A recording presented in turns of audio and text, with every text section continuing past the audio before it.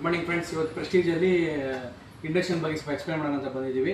ಈಗೆಲ್ಲ ಕಡೆ ಬಂದ್ಬಿಟ್ಟು ಕಸ್ಟಮರು ಸಿಲಿಂಡರ್ ಇಲ್ಲ, ನಮಗೆ ಗ್ಯಾಸ್ ನಿಂತಿದ್ದು ಕ್ಯೂ ವಾಪಸ್ ಬರ್ತಾ ಇದೀವಿ ಅಂತ ಹೇಳ್ತಾ ಇದ್ದಾರೆ, ಮತ್ತು KOA ಸಪ್ರೇಟ್ ಆಗಿಲ್ಲ ಅಂತ ಹೇಳ್ತಾ ಇದ್ದಾರೆ. ಅದಕ್ಕೆ ಒಂದು ಪ್ರೆಸ್ಟೀಜಲ್ಲಿ ಇನ್ಫ್ರಾರೆಡ್ ಅಂತ ಇಂಡಕ್ಷನ್ ಬಿಟ್ಟಿದ್ದಾರೆ. 2002 ವಾಟ್ಸ್ ಬರುತ್ತೆ. ನಿಮ್ಗೆ ಇದರಲ್ಲಿ ಅಡ್ವಾಂಟೇಜ್ ಏನಂದರೆ ಅಲ್ಯೂಮಿನಿಯಂ ಪಾತ್ರೆ ಇಡ್ಬೋದು, ಸ್ಟೀಲ್ ಇಡ್ಬೋದು, ಯಾವ ಪಾತ್ರೆ ಬೇಕಾದ್ರೆ ಇಟ್ಬಿಟ್ಟು ನೀವು ಇದರಲ್ಲಿ ಅಡುಗೆ ಮಾಡ್ಬೋದು. ಅಪ್ ಟು 8 ಲೀಟರ್ವರೆಗೂ ನಿಮಗೆ ಕೆಪಾಸಿಟಿ ಇರುತ್ತೆ. ತುಂಬ ಚೆನ್ನಾಗಿದೆ ಇದು. ನೀವು ಎಲ್ಲಿ ಬೇಕೋ ಎತ್ಕೊಂಡೋಗಿ ಅಡುಗೆ ಮಾಡ್ಕೊಂಬಿಟ್ಟಿದ್ದಲ್ಲಿ. ಮತ್ತು ಬ್ಯಾಚುಲರ್ಸ್ಗೂ ಅವ್ರಿಗೂ ಕರೆಂಟ್ ಬಿಲ್ಲಲ್ಲೇ ಒಂದು ಫ್ರೀ ನೆಟ್ ಕೊಡ್ತಾ ಇದ್ದಾರೆ. ಬ್ಯಾಚುಲರ್ಗೆ ಬಂದು ಬೆಸ್ಟ್ ಇದೆಲ್ಲ ಅಡುಗೆ ಮಾಡೋದಕ್ಕೆ. ಈಗ ಬೇರೆ ಇಂಡಕ್ಷನ್ ತೊಗೊಂಡ್ರೆ ನಿಮ್ಗೆ ಏನಪ್ಪ ಡಿಸ್ಅಡ್ವಾಂಟೇಜ್ ಅಂದರೆ ಬರೀ ಇಂಡಕ್ಷನ್ ಮಾತ್ರ ಇಡಬೇಕು, ಬೇರೆ ಇಟ್ಟರೆ ವರ್ಕ್ ಆಗಲ್ಲ. ಅವಾಗೇನು ಮೈಂಡಲ್ಲಿ ಇಂಡಕ್ಷನ್ ತೊಗೊಬೇಕು, ಪಾತ್ರೆ ತೊಗೊಬೇಕು, ತುಂಬ ದುಡ್ಡು ಎಕ್ಸ್ಪೆನ್ಸ್ ಆಗುತ್ತೆ ಅಂತ ಹೇಳ್ತಾರೆ.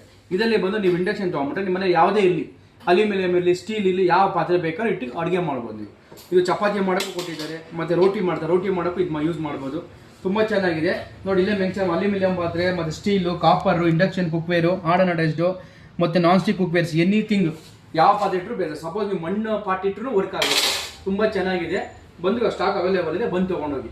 ಯಲಹಂಕ ನ್ಯೂಟೌನ್ ಚಿಕ್ ಬಾಂಬ್ಸ್ ಅಂದ್ರೆ ಆ ಸಮೃದ್ಧಿಗೊಳ್ತಾ ಬರುತ್ತೆ. Thank you.